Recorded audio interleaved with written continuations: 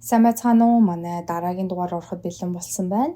Энэ удаагийнхаа дугаараар та бүхэндээ бас л нэгэн маш харамсалтай яргийн тухай ярьж өгөхөөр бэлдсэн байгаа. За ингээд шууд бичлэгээ эхэлцгээе. Бенсон нь 2018 оны 7 дугаар сарын 31-нд аав Джейми болон ээж Heather нарынхан хүү болон мэндэлсэн. Тэрээр дээрээ Jayden хэмээх нэг ахтай айлын бага хүү. Джеймигийн гэр бүлийнхэн Висконсин мужийн Wausau хотод гэр бүлээрээ амьдарцгаадаг. Бенсонийг түрүү дудаагүй байх үед Heather шууд буцаад ажилдаа орсон бөгөөд ээж нь тухайн үед тэдэнтэй ойрхон амьдардаг байсан тул хүүхдийг нь хэсэг хугацаанд харж өгдөг байсан. Гэхдээ Heather-ийн ээж Бенсонийг 1 сартай байх үед нь Калифорни муж руу нүүхээр болж цаашид Бенсонийг харж өгөх боломжгүй болсон тул Jamie Heather хоёр хүүхэд асрагч хайж эхэлсэн. Heather эргэн тойрныхон хүмүүсээс асууд сураглаж хэд хэдэн компаниудтай холбогдож бүр хэд хэдэн хүмүүстэй уулзаж, ярилцаж үзсэн боловч түүний ярилцсан хүмүүс нэг л сэтгэлд нь хүрэхгүй байсан. Мэдээж хоёр жоохон хүүхдээ за бүр нэгэн сартай хүүхдүүдээ асруулах байгаа тул эцэгхийн хувьд тэд маш анхаарал болгоомжтой хандах нь бол зөв ёсны хэрэг. Ингэж явсаар Heather-ийн ажлынхын газрын нэгэн эмэгтэй түүнийг 28 настай Marissa Tissot гэх эмэгтэйтэй танилцуулсан байдаг.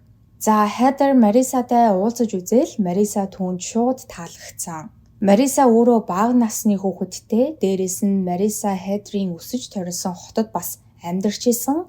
За бүр цаашлаад өөрийнх нь итгэж маш дотн байдаг ажлын газрынхын найз нь Marissa-г түүнтэй танилцуулсан тул уулзсан тариудаал Heather Marissa-г ажилд авахар шийдсэн. Ингээд Marissa шинэ ажилдаа орж Benson болон Benson-ийн ах Jayden хоёрыг асрах ажлаа эхлүүлсэн байдаг.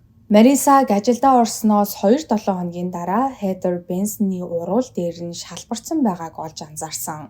Тиймээс Heather хүүгээ эмчтээр нь авч очин эмчт нь үзүүлээд шинэ хүүхэд асрагчтай болсон талаараа ч мөн эмчтэй хэлж хүүгийнх нь уруул шалбарснаас болоод Heather хүүхэд асрагчийгаа хүүхдэд нь анхаарал хандуулахгүй байгаа юм биш үсттэй хэмээн санаа зовж байгаа талаараа эмчтэй хэлсэн. Бенсоны эмч нь Бенсонд үзлэг хийснийхээ дараа бүх зүйл зүгээр байгаа талаар Heather-тай ярилцаж санаа зовхоор зүйл байхгүй байна хэмээн хэлсэн байдаг.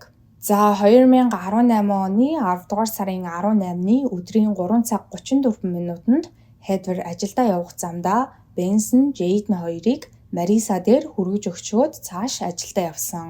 Heather-ийг хүүхдүүдээ Marissa-гийн гэрт үлдээгээд явах үед Marissa гэртээ өөрийнхөө хүүтэй хоёулахнал байж исэн. Гэрт нь өөр ямар нэгэн хүн бол байгаагүй.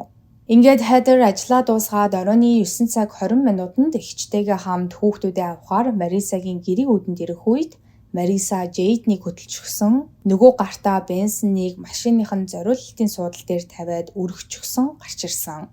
Marissa хэлэхдээ Benson-ыг шууд өөрийнх нь сандал дээр унтуулчихлаа. Одоо бараг сэрэхгүй байх гэсээр гэрээсээ авч гарч ирсэн ба энэ үед 10 дугаар сар гадаа яг эд хүүтэн байсан тул Benson-д зузаан өвлийн комбинезон өмсүүлээд бас малгай өмсүүлчихсэн. Малгайгаараа нүдийг нь дарсан байдалтай авч гарч ирсэн. Ингээд Heather хүүхдүүдээ Marissa-гийн гэрээс нь очиж авчгаад гэрийнхээ ойрхон байх хувцас угаалгын газар очисон бөгөөд нэг гартаа угаах хувцснуудаа аваад нөгөө гартаа Benson-ыг суудалтай нь хамт аваад угаалгын газар руу орсон. Дараа нь Benson-ыг түр угаалгын газрын ширээн дээр нь суудалтай нь хамт орхиод угаах хувцснуудаа угаалгын машинд хийснийхээ дараа Benson-ыг суудлаас нь авч тэрхээр биед нь хүрсэн ба энэ үед Heather ямар нэгэн зүйл буруу байгаа гэдгийг шууд анзаарсан. Тэрээр Benson-ыг суудлаас нь авах үед хоёр хөл нь хоорондоо наалтчихсан юм шиг хоёр тишээ салахгүй байсан тул арай гэж суудлаас нь аваад комбинезоныг нь тайлж үзэхэд Benson-ы бүх бие нь хөшөөд уруул нь хөхөрч царай нь цав цагаанд сонхисан байдалтай харагдчихсанаас гадна бүх бие нь тэр чигтээ хүүтэн яг л мэс шиг болчихсон байсан. Ингээд Heather Benson-ыг ширээн дээр хэвтүүлж агаад анхны тусламж үзүүлэхээр оролдож эхлэх үед Heather-ийн эгч утсаа аван 911 рүү залгасан байдаг. Шуурхай албаныхан болон түргэн тусламжийнхныг ирэх хүртэл Heather хүүгээ аврахаар бүх чадлаараа хичээж анхны тусламж үзүүлэхээр оролдож исэн боловч түргэн тусламжийнхаа ирэх үед Benson айл хэдийн амьсгал хураасан байснаас гадна амьсгал хураагаад бүр нэлээд хэдэн цаг өнгөрчихсөн байсан. Тэгэхээр Heather-ыг Marissa-гийн гэрээс хүүхдүүдээ авах үед Benson аль хэдийн амьгүй болсон байсан гэсэн үг. За энэ үед бол мэдээж хүүхдийг нь хөнөөсөн алуурчин бол Marissa гэдгийг Heather маш сайн мэдчихсэн. Тиймээс Хайдрын эгч оройны 9 цаг 50 минутанд Мариса руу "Чи дүүгийн минь хүүхдийг алчсан байна штэ" хэмээн мессеж бичсэн байдаг. За цагдаагийн ажилтнууд Хайдраас мэдүүлэг авч хүүхдүүд нь өдрийн 3 цагаас эхлүүлээд оройны 9 цаг хүртэл асрагч Марисатайгаа хамт гэрт нь байсан гэдгийг сонсоод түүнтэй уулзахаар гэрт нь очисон боловч Мариса айл хэдийн хаа нэг тийшээ явчихсан байсан.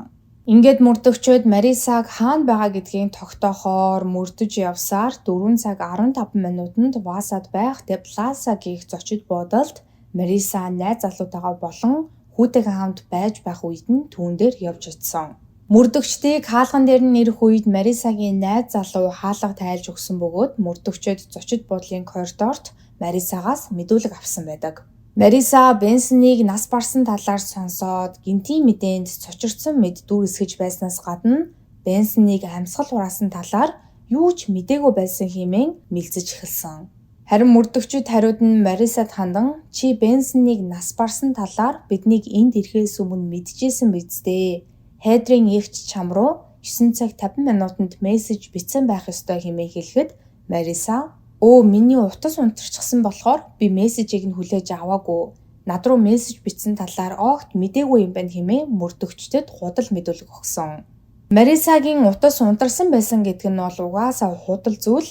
Учир нь мөрдөгчд Марисагийн утасных нь байршлыг тогтоон түүнийг энэ буудалд байгаа гэдгийг нь олж мэдээд араас нь хурж ирсэн. Хэрвээ утас нь унтраастай байсан бол түүнийг хаана байгаа гэдгийг мөрдөгчд олж тогтоох боломжгүй байсан гэсэн үг. За эхний мэдүүлгээс хойш хэд хэдэн удаа Мариса цагдаагийн газарт ирэн мэдүүлэг өгсөн ба мэдүүлэг өгөх бүртээ түүний ярьж байгаа зүйлс нь дахин өөрчлөгдөд байсан.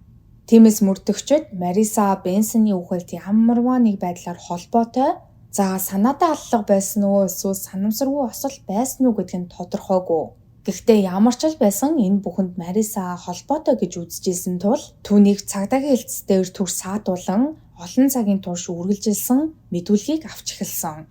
Ингээд эцэст нь нэгэн Мариса Бенсоныг өөртөө хамт байх үедээ амьсгал хураасан гэдгийг хүлээн зөвшөөрсөн байдаг. Тэрээр хэлэхдээ тухайн өдөр оройны 6 цаг 30 минутын үед манай найз залуу ажлаа тараад гэртээ ирсэн. Түүний гэртээ ирэхээс ч өмнө би Бенсоныг амьсгал хураасан гэдгийг нь мэдчихсэн. Гэхдээ би Бенсоныг алаагүй. Биед нь хүрэхэд би энэ маш хүйтэн байсан болохоор би түүнийг амьсгал хураачихсан юм байна гэж мэдсэн хэмээн ярьсан байдаг. За хачирхалтай нь Марисагийн хэлж байгаагаар бол Мариса Бенсонд ямар нэгэн зүйл тохиолдсон гэдгийг мэдчихсэн ч шуурхай албаныхныг дуудахаас айгаад ямар нэг арга хэмжээ аваагүй. Оронд нь Бенсоныг газар хэвтүүлж агаад өвлийн комбинезоныг нь өмсгөөд суудал дээр нь хэвтүүлж тавиад малгай өмсгөж нүүрнийх нь талыг малгайгаар нь таглаад дээрэс нь хүнжил нэмж нүмрүүлээд орхисон. Тэгэхээр анхнаасаа түүний зорилго нь Хайдрыг хүүхдүүдээ авахар ирэх үед түүнд Бенсоныг нас барсан гэдгийг мэддэхгүй байх гэсэн ийм зорилготой байсан байгаа.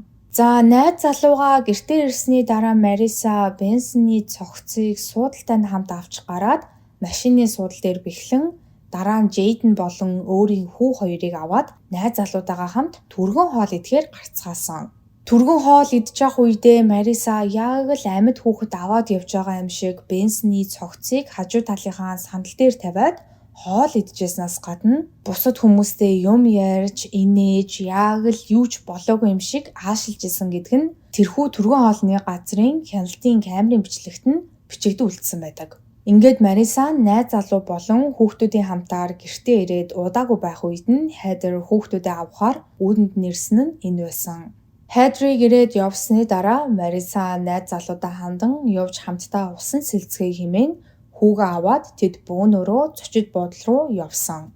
За ер нь бол энэ үед Мариса Бенсоны үхэлд ямар ч гин буруугүй хэмээн гүрийсээр л байсан.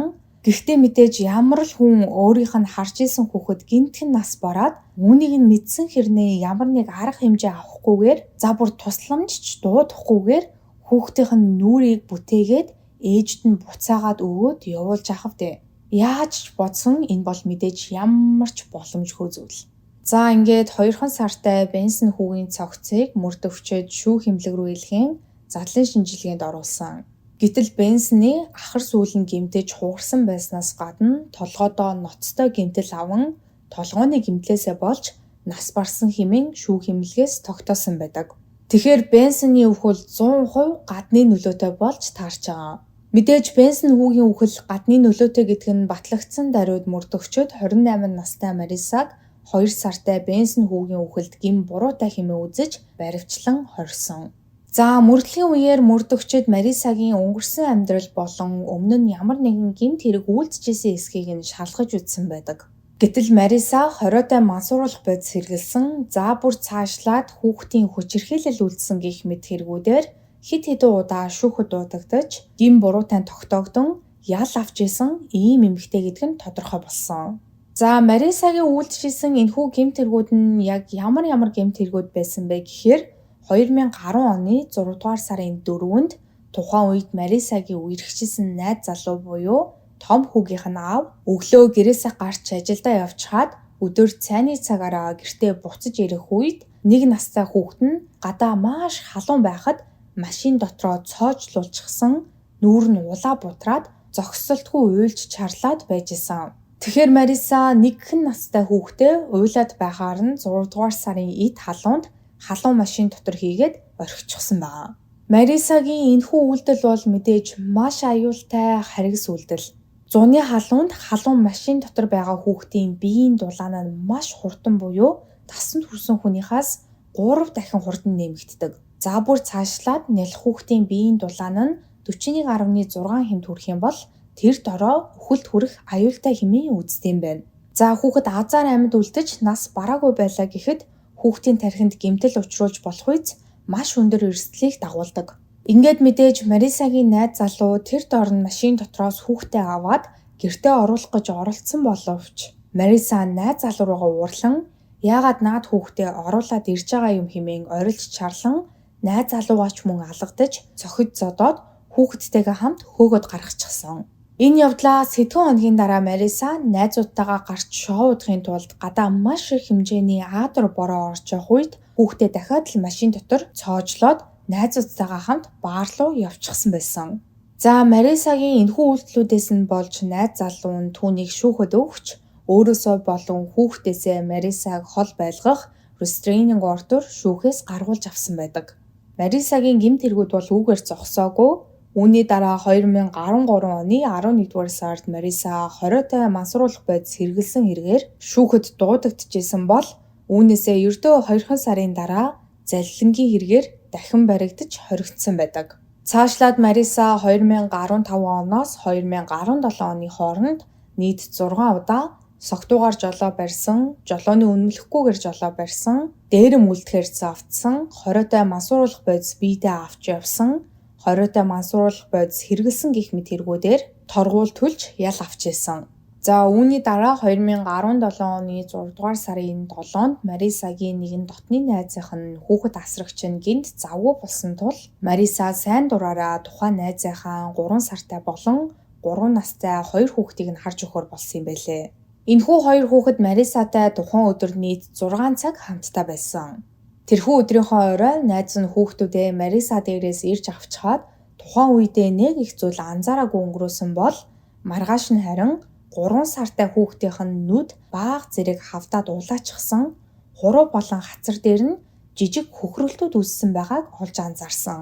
Ингээд аав ээж хоёр нь 3 сартай хүүхдээ эмнэлэгт аваачиж эмчт нь үзүүлэх үед нүдэнд ил харагдах хөхрөлтүүд болон улаалт зэрэгэрч зогсохгүй хүүхдийнх нь гавлын ясан цуурсан байна гэсэн аимшигтай мэдээг эмчээс нь олж сонссон. Ингээд мэдээж найз нь Марисаг шууд цагдаад мэдэгдсэн байдаг. Цагдаагийн ажилтнууд энэхүү хэргийн талаар Марисагаас мэдүүлэг авах үед Мариса хэлэхдээ би баг хүүхдэд нь хоол өгч явахад эгч нь буудан дээр үсэрч ягаад доошоо үсэрч буухдаа миний гарыг цохиод би аягаа хүүхэд дээр унгаачихсан юм аа. Тухайн үедээ нэг ихэн бодоогүй хүүхэд нь ч гэсэн бараг уйлаагүй хэмээн хэлсэн байдаг. Харин эмчнэрийнх нь хувьд бол Марисатай огт санал нийлээгүй. Эмчнэрийн үзэжсэнээр толгой дээрээс нь аяг унгахад хүүхэд мэдээж гэмтэж бэртэнэ. Маш аюултай. Гэхдээ гавлын ясны арт талд цууралт үүсэх бараг боломжгүй. Цаашлаад нүд болон хуруу гарн дээр нь хөхрөлт үүсэх ямар ч үндслэлгүй. Энэ нэмэгтэн ярьж байгаа зүйл хүүхдийн авсан гэмтэл бэртэл хоёр хоорондоо огт авцалдахгүй байна хэмээн цагдаагийн ажилтнуудад хэлсэн боловч цагдаагийн газраас нотлох баримт хангалтгүй байна гэсэн үндслэлээр Марисад ямар ч арга хэмжээ аваагүй. Энэ явдлаас хойш 1 жилийн дараа буюу 2018 оны 8 дугаар сарын 2-нд Марисагаар 2 хүүхдээ харуулдаг байсан нэгэн ээж Мариса дээр 11 сартай хүүхдээ үлдээгээд ажилдаа явсан. Уг нь энэхүү эмэгтэй бүтэн 1 жилийн турш Мариса дээр 2 хүүхдээ байнга хамтд нь авчирч үлдээгээд ажилдаа явдаг байсан бөгөөд өмнө нь ямар нэгэн асуудал гарч исэн удаагүй. Гэхдээ энэ удаад том охин нь төрсөн өдрийн баярт явсан байсан тул ганцхан 11 сартай дүүг нь Мариса дээр авчирч үлдээсэн нь энэ байсан. Ингээд энэхүү өдрийнхөө орой эмэгтэй баг хүүхдээ авахаар Мариса дээр ирсэн ба хүүхдийнх нь нүүр тэр чихтэй улаагаад зуулгарчихсан байдалтай байж исэн. Эмэгтэй Марисагаас хүүхдийнх нь нүүр яагаад улаагаад зуулгарчихсан байгаа талаар асуухад Мариса хэлэхдээ намайг өөр өрөөнд юм хийж авах оронд буудан дээрээс нүрээрээ хевсэндээр унаад унахдаа нүрээ ийм болгочихсон байна лээ хэмээн хэлсэн байдаг. Ингээд мэдээж ээж нь 11 сартай бяцхан хүү гэмчдээр нь авч очин үзүүлсэн. Харин эмч нь хэлэхдээ энэ бол яагаад ч зүгээр хевсэндээр унаад үүсэхэр зулгаралт биш байна. Унсан гэхээсээ илүү нүрээрээ хевсэндээр чирэгдсэн тохиолдолд л иймэрхүү зулгаралт үүсэх боломжтой хэмээн хэлсэн байдаг. Энд нэг хачирхалтай зүйл байгаа нь энэхүү 11 сартай хүүгийн эгч нь 6 настай охин байсан. 6 настай хүүхэд бол мэдээж өөрийгөө илэрхийлэх чадамжтай. Өөрт нь айл эсвэл дүүд нь ямар нэгэн зүйл болох юм бол оройн нь аав ээждээ юу тохиолдсон талаар хэлж чадна. Гэтэл эгч нь хажууд нь байх үед 11 сартай хүүд юу ч тохиолдоогүй мөртлөө эгч нь байхгүй байсан ганцхан өдөрт ийм зүйл тохиолдсон байгаа. Мэдээж 11 сартай 1 нас хүрээгүй хүүхэд өөрийгөө илэрхийлэх боломжгүй. Тиймээс Мариса үүнийг нь ашигласан байх боломжтой гэсэн үг. За энэ удаад цагдаагийн ажилтнууд хүүхдийн эмчтэй уулзаж ярилцсан Марисагаас ч хэд хэд удаа мэдүүлэг авч үзсний үндсэн дээр 2018 оны 10 дугаар сарын 11-нд түүнийг хүүхдийн хүчирхийлэл үйлдсэн байж болзошгүй хэмээн үзэж Марисагийн шүүх хурал 11 дугаар сарын 1-нд эхлэхээр товлогдсон. Гэвч харамсалтай нь бидний мэдж байгаачлан энэ явдлаас хойш яг 7 хоногийн дараа буюу Мариса хүүхэд хүчирхийллийн хэрэгээр шүүхэд очихын өмнөхөн Бенсон хүү харамсалтайгаар Марисагийн гарт амнасаа алдсан. За энд өөр бас нэг зүйлийг дурдж хэлэхэд Мариса шүүх хурлаа хүлээн хоригдож явах хугацаанд жирэмсэн байсан юм байлээ. Мариса Хайдар хоёр анх танилцах үед бол Мариса ердөө ганц л хүүхэдтэй байсан. Хайдар ч түүнийг ганц л хүүхэдтэй гэж бодож исэн. Гэтэл яг үнэндээ Мариса 5 хүүхэдтэй байсан. 5 хүүхдийнх нь бүр 4-ийг нь улс өөрсдийн асрамжиндаа авчихсан байсан. Мэдээж шалтгаан нь бол ойлгомжтой. Мариса хэд хэдэн удаа хүүхэд хүчирхийллийн хэрэгээр болон хориотой мансууруулах бодис хэрэгэлсэн хэрэгээр шүүхэд дуудагдчихсэн. Тэгэхээр Мариса хорих газарт хоригдож явах үедээ 6 дахь хүүхдээ төрүүлсэн болж таарч байгаа. За ингээд Марисагийн шүүх хурал 2022 онд албан ёсоор эхэлж шүүхээс түүнийг 2 сартай Бенсон хүүгийн үхэлд гин буруутай хэмээн үзэж 40 жил хоригдох ялаар шийтгсэн.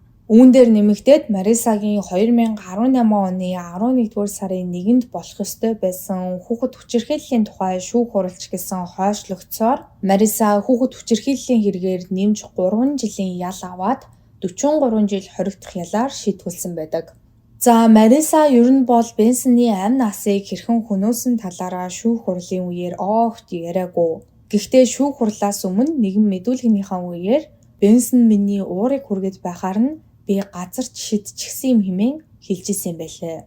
Марисагийн эргэн тойрныхын хүмүүс ч гэсэн түүнийг хүүхдэд дургүй, бүр хүүхдийг үзэн яддаг гэдгийг нь бүгдээрээ мэддэг. Мариса зарим дотны хүмүүстэй бага насны хүүхдүүдийг үзэн яддаг талаараа хүртэл ярьж исэн удаатай байлээ. За энэхүү этгээд өөрөө бага насны хүүхдэд дургүй, бага насны хүүхдийг төвчтгүүн бол яагаад өөрөө 6-гийн 6 хүүхэд төрүүлээд дээрээс нь нэмээд ямар ч гэмзэмгүй бага насны өөрийгөө ч илэрхийлэх боломжгүй айлын хүүхдүүдийг хүүхэд асрах нэрээр өөр дээрээ авчираад ингэж хүчирхийлдэг байсан нь бол ойлгомжгүй. Бүр хүнээс яаж ийм балиар хэрцгий зан ааш авир гардгийн бол гэж бодогдмоор ийм хэрэг байлаа. Та бүхэн маань бас энэ хэргийн талаар юу гэж бодож байна? Өөрийн хувийн бодлоо доор сэтгэлээсээ үлдээж надтай бас бусад хүмүүстэй хуваалцаарай. Энэ удаагийн та бүхэндээ ярьж өгөхөөр бэлдсэн бичлэг маань энэ түрээ дуусж байна. Миний оруулдаг бичлэгнүүд таалагддаг бол лайка дараарай. Subscribe-а дараарай. Хажууд нь байгаа хонхон дээр дарах юм бол намайг шинэ бичлэг хийх болгонд та бүхэнд notification очих болно шүү. Ингээд дараагийн 7 хоногийн мегмар гарагт шинэ дугаараар уулзлаа. Түр баяртай.